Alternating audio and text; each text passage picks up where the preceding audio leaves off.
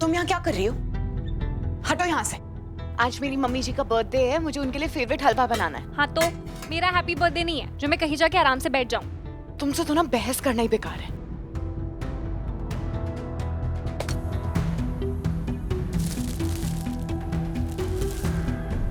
ये लाइन दिख रही है? खबरदार जो ये लाइन क्रॉस करने की कोशिश की तो भूलो मत, तुम्हारे पास अभी भी इस घर का सिर्फ 25% हिस्सा है। 25 तो है ना? हाँ, और इस 25% में वो बर्तन धोने वाली सिंक आती है। अगर मुझे बहुत गुस्सा आया ना तो जहाँ बर्तन धोती हूँ कल से खाना भी वहीं बनाऊंगी। 25% हिस्सा है ना तो बकवास भी बस 25% ही करो। हेलो, यस मैं दिव्या सूर्यवंशी बात कर रही हूँ। यस मैं मिस ग्वालियर कॉन्टेस्ट में पार्टिसिपेट करूंगी ना। मैं मिस मुरैना हूँ, मैं इतना बड़ा मौका कैसे छोड़ सकती हूँ। जी मैं आपको सारे फोटोज भेज दूंगी मेरे मिस मुरैना डेज के। वैसे मैं आज के फोटो भी भेज सकती हूँ, क्या है ना, शादी के बाद कोई फर्क ही नहीं पड़ा है, बिल्कुल ब्यूटी क्वीन दिखती हूँ आज भी। जी जी ओके थैंक यू। कितने दुख की बात है, इतने टेस्टी टेस्टी लड्डू बना रही हूँ और खुद खा भी नहीं सकती। क्या है ना, ब्यूटी कॉन्टेस्ट से पहले वजन नहीं बढ़ना चाहिए। दिव्या, औकात में रह के, लाइन से पीछे। एक बात का ना बुरा मत मानना, ये मिसेस ग्वालियर कॉन्टेस्ट है और अब तुम किसी की मिसेस नहीं हो, समझी? अरे रे, सच में मैं किसी की मिसेस नहीं हूँ। ध्यान से सुनो मिस घुसपैठिया, अगर समाज और कानून की नजरों में आज भी कोई मिसेस दिव्या प्रतीक सूर्यवंशी है ना तो वो मैं ही हूँ। तुम तो ऐसे कोई miss Smita Chaudhary kind of हो, ऐसी छोटी मोटी। दिव्या, हेलो मम्मी, मैं आप ही को याद कर रही थी। पता है, गेस करो क्या हुआ होगा?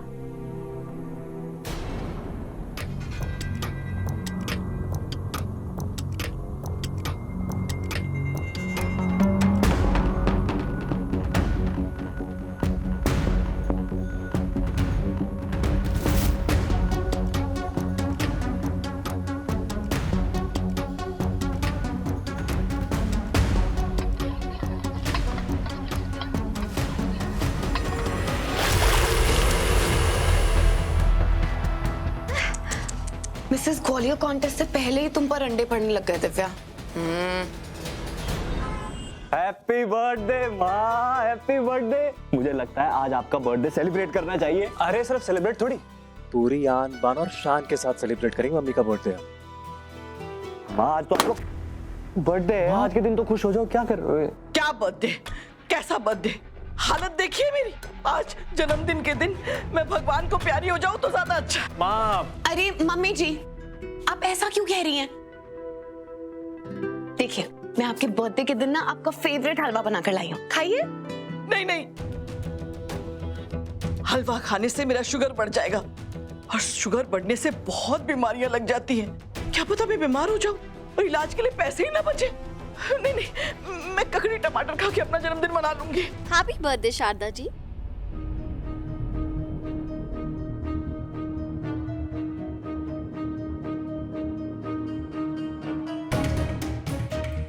मैं आपकी हालत समझ सकती हूँ, लेकिन मैं जो आपके लिए गिफ्ट लाई हूँ ना, वो लेने से आप मना नहीं कर पाएगी।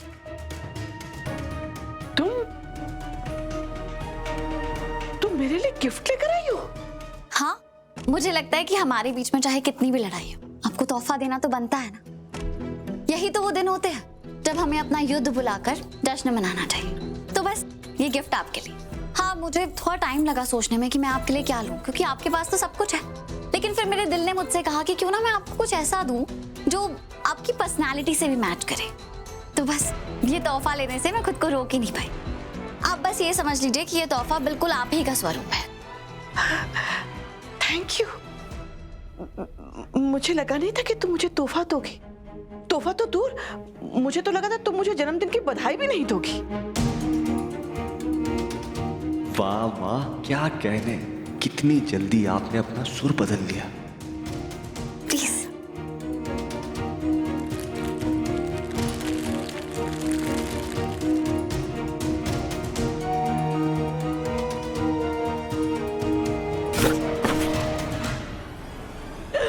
कैक्टस?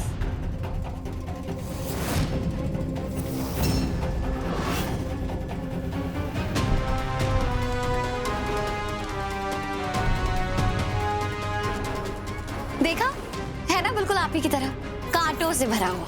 तुम्हारी हिम्मत कैसे हुई? बुआ जी अब प्लीज अपना बर्थडे वाले दिन मूड खराब मत कीजिए। और तुम बड़ों के लिहाज के साथ साथ अपनी तमीज भी भूल गई हो।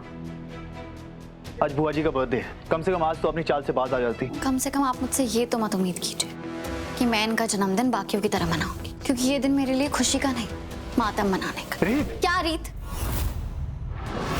क्या गलत कहा मैंने? ये पैदा हुई है इसी वजह से तो मैंने अपने अपनों को खोया है ना।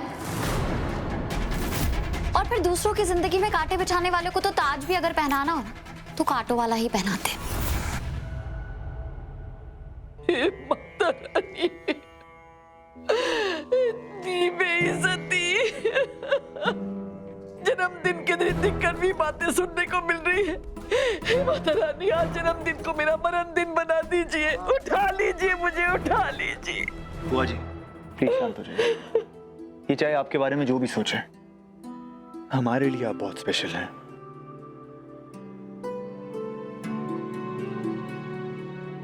हैप्पी बर्थडे बुआ जी। सॉरी बुआ जी, मैं आपके लिए कोई गिफ्ट नहीं ले पाया। कोई बात नहीं, अगर तू चाहे तो अब भी मुझे मेरे जन्मदिन का तोहफा दे सकता है।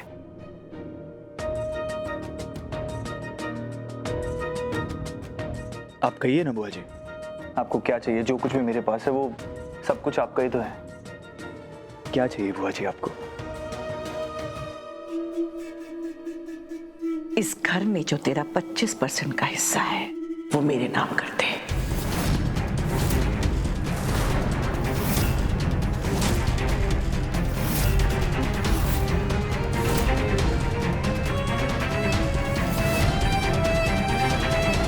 किसी बेकार की बात कर रही हो शारदा?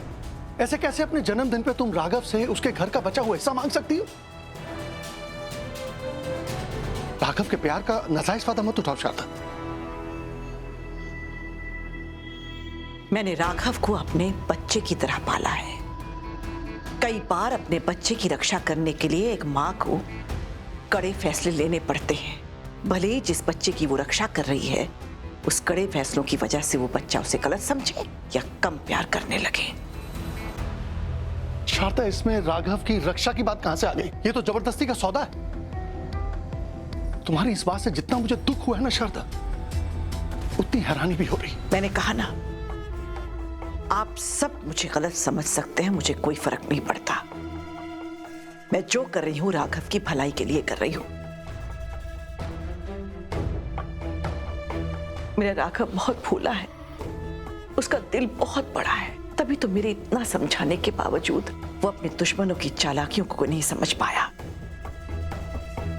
और मुझे डर है कि इसकी इसी अच्छाई की वजह से इसके हाथ में जो भी कुछ बचा कुचा है वो इसे खो देगा, और फिर वही अपमान और जिल्लत की जिंदगी जिससे राघव हमेशा बचता रहा है, अपने परिवार को बचाता रहा है, आखिर उसके नसीब में होगा। इसलिए हाँ, मैं जो कुछ भी कर रही हूं मेरे राघव की भलाई के लिए ही कर रही हूं।